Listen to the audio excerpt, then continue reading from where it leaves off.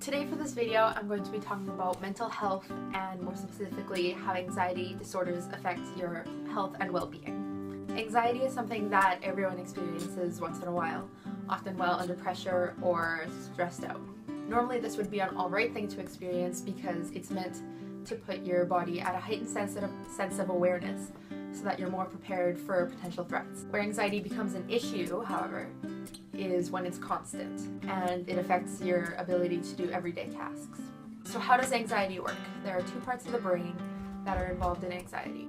The amygdala is the communications part of the brain. It processes and interprets signals. It'll alert the rest of the body when a threat is present and to get prepared. There are many different triggers for anxiety, such as emotional memories and very distinct fears.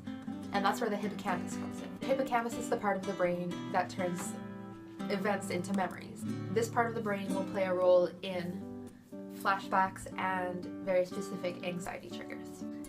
When you're feeling anxious, your fight or flight response is triggered. This floods your system with the hormones norepinephrine and cortisol. Both of these are designed to give your system a boost with your perception, your reflexes, and your speed. It increases your heart rate and gets more air to your lungs.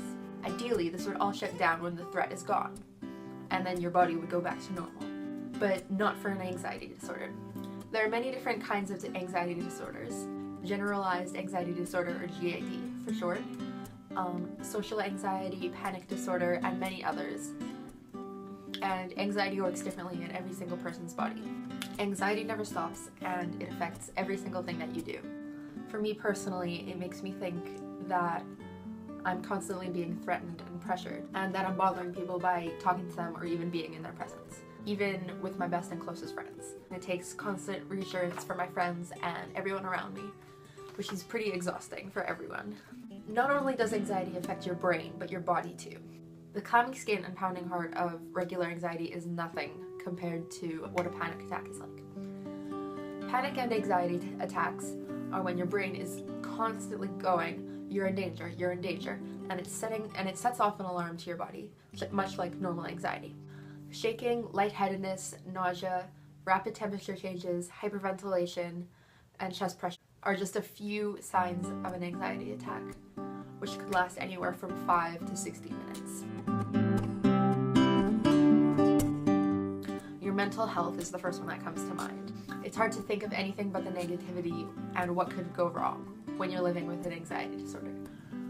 And anxiety and depression often come hand in hand, and it can even cause a complete mental breakdown. There are tons of studies on anxiety and how it affects your physical health.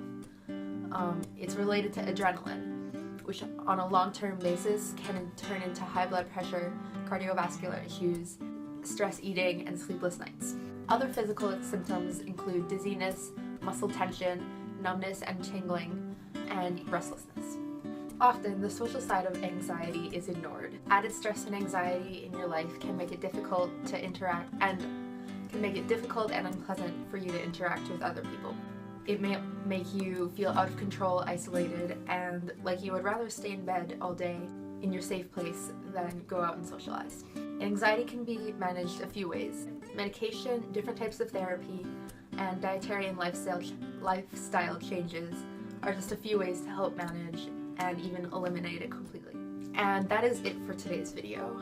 I have more information and websites that you can go to in the description below, and I'll see you later.